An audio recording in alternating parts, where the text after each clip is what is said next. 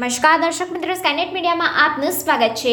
અમદાવાદના રાજીવ ગાંધી ભવન ખાતે કોંગ્રેસ પાર્ટીના રાષ્ટ્રીય યુથના પ્રભારી કૃષ્ણા અલ્લાવરુંજીની આગેવાનીમાં પ્રેસ કોન્ફરન્સનું આયોજન કરવામાં આવ્યું હતું, જેમાં તેમણે મીડિયાને જણાવ્યું હતું કે બીજેપીની સરકારમાં બેરોજગારી તેમજ કૌભાંડો તેમજ ક્રાઇમ રેટ વધી રહ્યો છે, જેને લઈને અમારી પાર્ટી આવનારી લોકસભાની ચૂંટણીમાં તમામ મુદ્દાઓ જનતા સામે રજૂ કરીને યુવાઓને સાવધાન કરીને કોંગ્રેસને મત આપે તેવું આયોજન કરવામાં આવશે।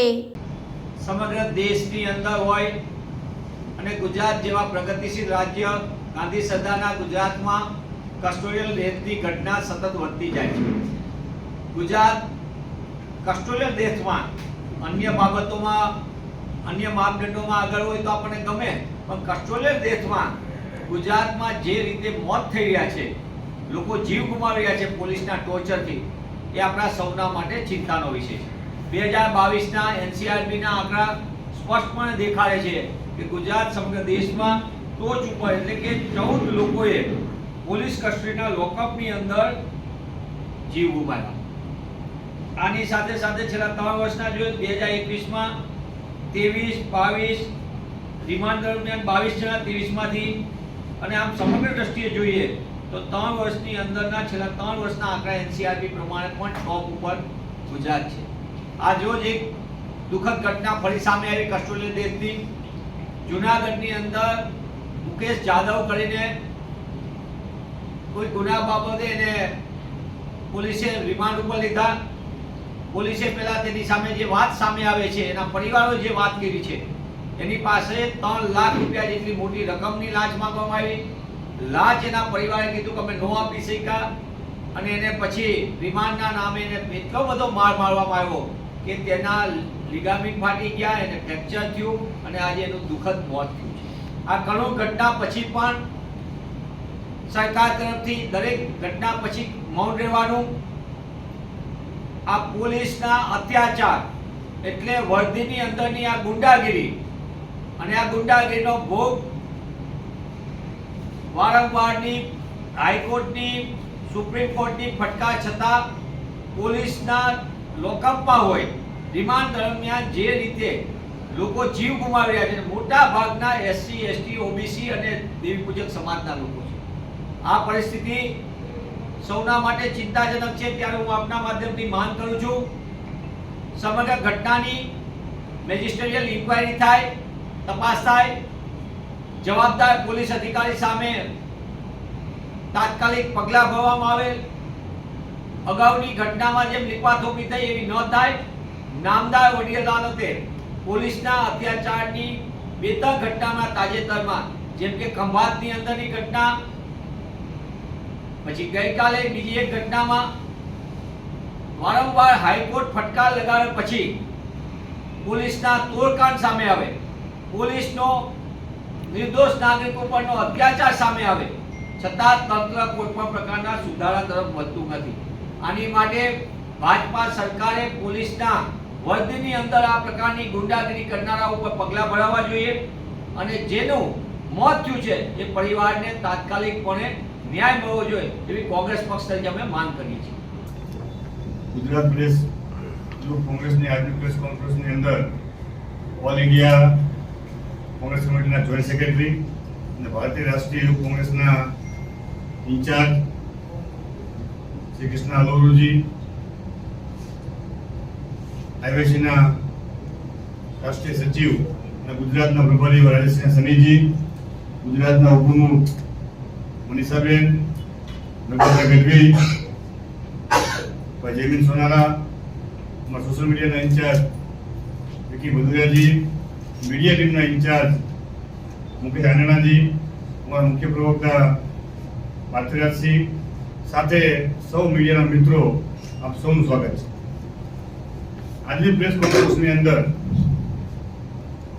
સમગ્ર દેશની અંદર મણિપુરથી મુંબઈ સુધીની રાહુલજીની જે ભારત જોડો ન્યાયયાત્રા જે રહી એના વિશેનું માર્ગદર્શન, અને ગુજરાતની અંદર જ્યારે યાત્રા આવવાની માર્ચ મહિનાની અંદર, અને એની અંદરની અમારી તૈયારી, આવતા દિવસોની અંદર લોકસભાની અંદર કામગીરી, સાથે ગુજરાતના જે પણ યુવાનો જે રહ્યા એના રોજગારીના મુદ્દાઓ પર એના હક અને ન્યાયની જે વાત જે રહે એ અમારા ઇન્ચાર્જ શ્રી કૃષ્ણાલુજી આપણી સાથે અહીંયા મૂકશે. Thank you.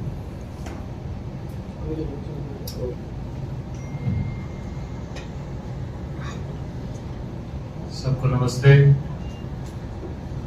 आज गुजरात में गुजरात यूथ कांग्रेस द्वारा भारत जोड़ो न्याय यात्रा के जो मुद्दे हैं उसको लेके एक मुहिम गुजरात में आज शुरू करने वाले हैं। भारत जोड़ो न्याय यात्रा का उद्देश्य ये है कि देश भर में जो जनता के मुद्दे हैं जिसकी वजह से जनता, युवा, महिला, किसान, मजदूर परेशान है, जो अन्याय उनके साथ हो रहा है, उनके लिए उनकी आवाज बनकर न्याय मांगना भारत जोड़ो न्याय यात्रा का उद्देश्य। बेरोजगारी एक मुद्दा है सारे हिंदुस्तान में और खासकर गुजरात में। पिछले काफी सालों से बेरोजगारी रिकॉर्ड लेवल पर पहुंच गई और ये बेरोजगारी जो भाजपा के गलत नीति है उसकी वजह से ज्यादा बढ़ गया। युवाओं की आवाज बनकर, गुजरात के युवा की आवाज बनकर गुजरात युवा कांग्रेस रोजगार दो न्याय दो की मुहिम आज सारे गुजरात में शुरू करने वाली है। इसकी मुख्य मांग है कि युवाओं को रोजगार मिले, अच्छा रोजगार मिले। जो भर्तियां बहुत सालों से गुजरात में पेपर लीक के कारण से नहीं हो पा रही हैं और जिन युवाओं ने वो पेपरों का फॉर्म भरा है, पेपर दिए, उनके खिलाफ जो अन्याय हुआ है उसके लिए न्याय मांगे। एक तरीके से गुजरात में पेपर लीक का सारे हिंदुस्तान का मॉडल बना दिया गया है। मेरे ख्याल से 20 से ऊपर पेपर लीक हो गए हैं। तो ये 20 से ऊपर जब पेपर लीक होते हैं तो कौन जिम्मेदार होगा? ठीक है, एक बार गलती हो गई, 2 बार गलती हो गई, बार बार पेपर लीक हो रहा है, मतलब सरकार को इस मुद्दे पे युवाओं को न्याय देने की मंशा है ही। सरकारी डिपार्टमेंटों में यहाँ के बड़े अफसर का ही बयान आया है कि 40% कहीं 60% तक वैकेंसियां। एक तरफ से पदों में वैकेंसी है, दूसरी तरफ से युवा बेरोजगार है, बीच में सरकार बैठी हुई है। तो यह अन्याय, वैकेंसी को भरा नहीं, युवाओं को रोजगार दिया नहीं, बीच में सरकार मलाई खा रही है। तो इन सब मुद्दों को लेकर एक रोजगार दो न्याय दो की मुहिम आज हरपाल जी के नेतृत्व में सारे गुजरात में गुजरात युवा कांग्रेस करने वाली है और इसी सिलसिले में आज आप सबके बीच आए। धन्यवाद। बेरोजगारी को सुधारने के लिए सही नीतियों की जरूरत है। सही नीतियों के अलग अलग पहलू। सबसे अहम बात कि जो वैकेंसी है वो भरना चाहिए,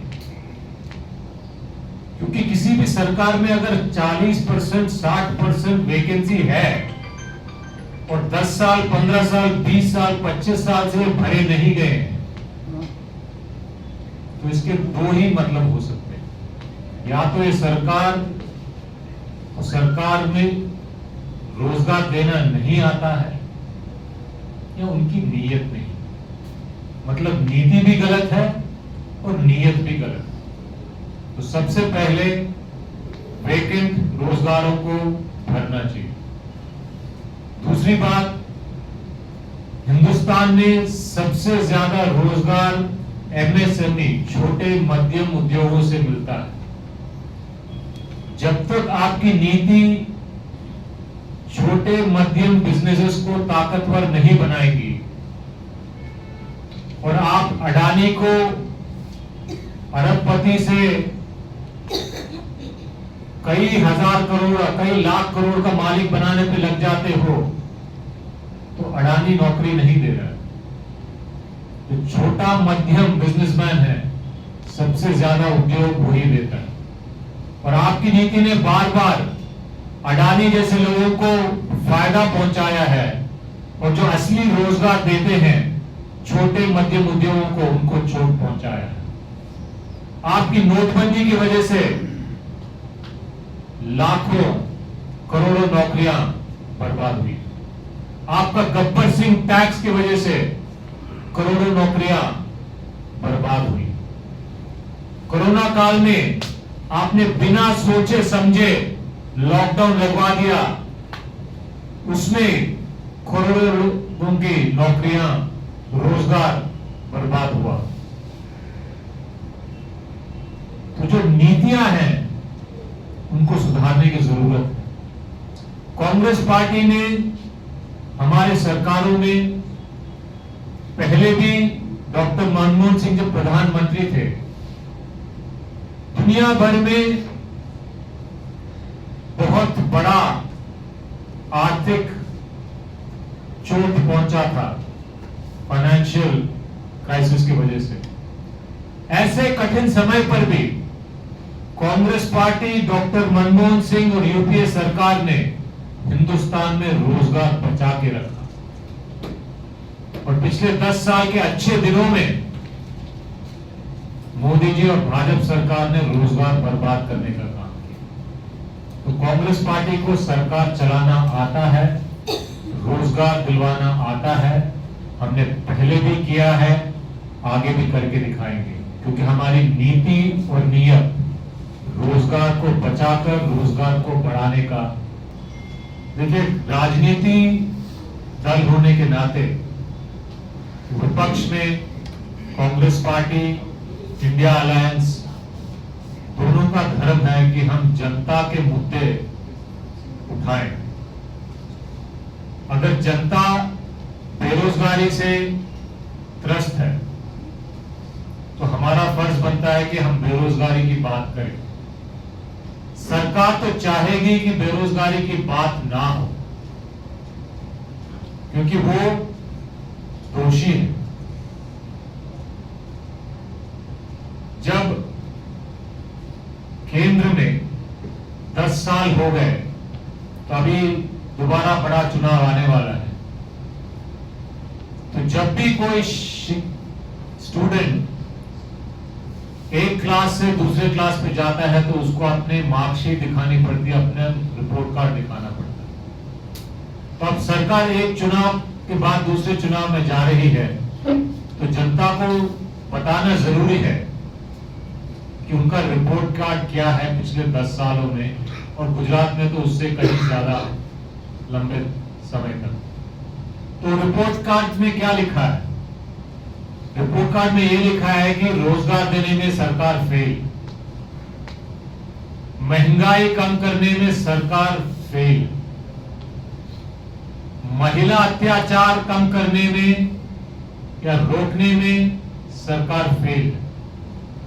बेटी बचाओ बेटी पढ़ाओ का नारा होता है, मार्केटिंग बजट होते हैं, लेकिन जब बेटियों पे शोषण होता है तो सरकार भुजभूषण के साथ खड़ी रहती है और बेटियों को न्याय मांगने के लिए सड़क पर सोना पड़ता है। किसान पीड़ित है, मजदूर पीड़ित है, स्टूडेंट शिक्षा का दाम, फीस बेलगाम बढ़ता जा रहा है। अच्छी शिक्षा, सस्ती शिक्षा देने में सरकार का रिपोर्ट कार्ड में फेल। मोरबी में कांड हुआ, बड़ौदा में कांड हुआ, पेपर लीक पर पेपर लीक हो रहे हैं, सरकार चुप है। कोरोना के समय में लोग सड़कों पर दम तोड़ रहे थे, नदियों में लाशें बह रही थी, तो स्वास्थ्य के मामले में सरकार का रिपोर्ट कार्ड फेल। तो मेरी जनता से गुजारिश है और बीजेपी से भी गुजारिश है कि वो पहले अपने 10 साल का रिपोर्ट कार्ड जनता के सामने रखें और फिर वोट मांगे। और जनता सरकार से यह सवाल पूछे कि आप जब सरकार में थे तो आपने रोजगार क्यों नहीं दिया, महिलाओं की इज्जत का रक्षा क्यों नहीं किया, गैस सिलेंडर पेट्रोल के दाम कम क्यों नहीं रखे, शिक्षा का दाम कम क्यों नहीं किया, स्कॉलरशिप वक्त पे क्यों नहीं दिया, पेपर लीक बार बार क्यों हो रहे, किसान को दाम क्यों नहीं मिल रहा, मजदूर क्यों तड़प रहा है, छोटे मध्यम दुकानदार उनकी आमदनी क्यों नहीं बढ़ रही। क्या सिर्फ अडानी को आगे करने के लिए सरकार बनी गई है? क्या सिर्फ अडानी के अच्छे दिन आए हैं पिछले 10 साल में? ये बातें जनता को सरकार से पूछना चाहिए और हमारा ध्यान विपक्ष होने के नाते, कांग्रेस पार्टी और इंडिया अलायंस का हिस्सा होने के नाते इन मुद्दों पर रोशनी डालने का काम। Skynet media, Ahmedabad.